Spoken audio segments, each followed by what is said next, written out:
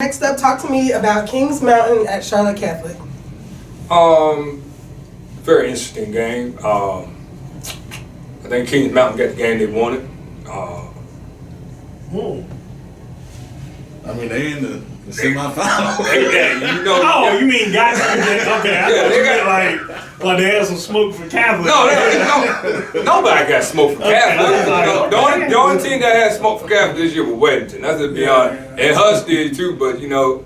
That was that's more what's- storylines. But that one stuff. But that was, you know, I just think, you know, I saw Kings Mountain play. I think Kings Mountain played one of them. Did they play? I thought West Mac. West Mac, and it was. Yeah. Well, I saw them against Hunter Huss where they lost. Yeah. I think they're very dynamic. Yes. One thing, they're balanced too. That's the they're thing I noticed. very Yeah. balanced. Because that's, you know, you got the running back Brooks, I think is over 1,000, and then you got the Pacer kid, which, you know, he's one of your 2021 receivers. You know, he's one of your top guys, I would think, with an offer from about everybody you would want. You know, and then I think the Davidson kid's been popping up pretty recently. I've got some guys that are from Kings Mountain, so I get kind of these articles on my feed. So, you know, it's been cool to see that. I mean, I think that this matchup is going to be interesting from that standpoint of Catholic having, you know, the Neal kid who's that, you know, that steps in from Majay, and it's like, oh, what will Catholic do? Their top running back goes out. You got a guy that's 1,500 yards, and then another sophomore behind him at 700. So you see that they continue to bring these guys in and continue to turn out an effective running attack. So it's going to be interesting on that Kings Mountain side to see. You know, they've got some, you know, D-line. I think the linebacker is like 100 tackles. D-line guy. Yeah.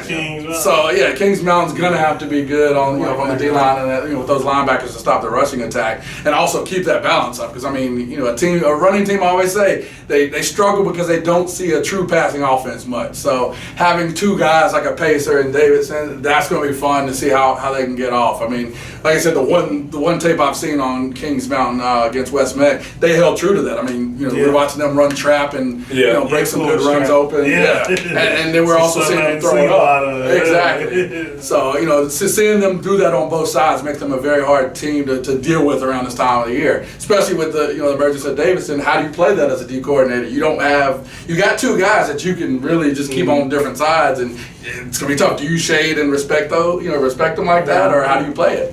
I think for Catholic, they're going to try to get after the passer. They're going to Kings try to. That's how they've always been. They play a lot of cover 4, cover 2. Yes. But they depend really on good at it. Yeah. They're really good. They've always been really good at it. Like, you know, I always get super impressed, like, how efficient they are at it. Because, I mean, that's what I tell them. I'm like, golly, man, you know what they're in, but they're just super efficient at it. I've always been impressed with that with them.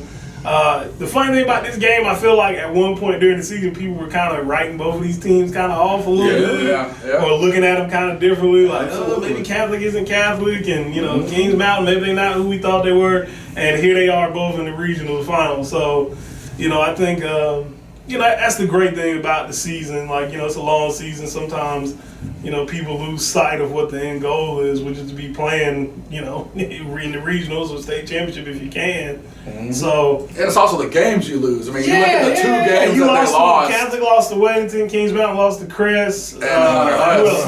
But they're your rival, so that's why people are. See, nobody writes you off better than people in your own backyard. And so, you know, having those games to where you know you're not doing well, you know, against those teams. Extra motivation. Exactly. Those teams do these teams have it? But looking at, like you said, looking at the losses and where those teams were, you know, you can't really fault that. People kind of go a little knee-jerk reaction.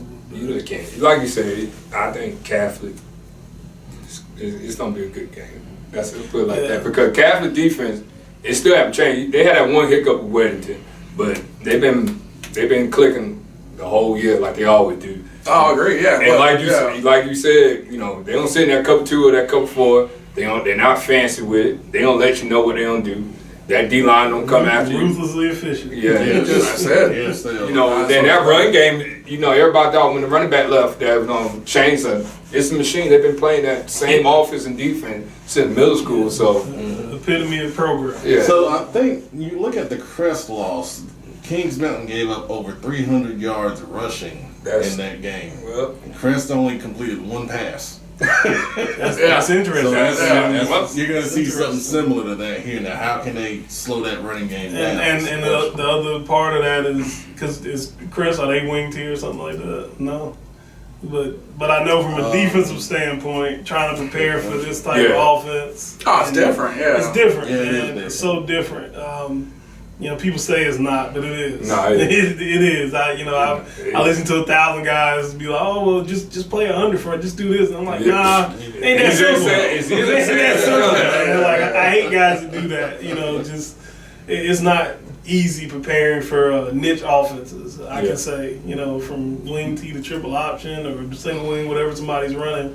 So it'd be interesting to see what Kings Mountain do. Like you said, the fact that they gave up 300 rushing to Crest, that'll be interesting to see how they prepare and game plan for Catholic to slow them down, because that's going to be key.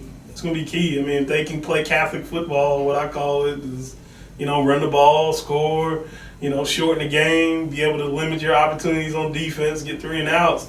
Man, that's how they've been successful for who knows how many years playing that style of football. So Kings Mountain's a little bit on the opposite end. They could be, they can create explosive plays, and they got a D1 receiver and a quarterback that can sling it. So it's kind of the opposites, but two teams that are really good.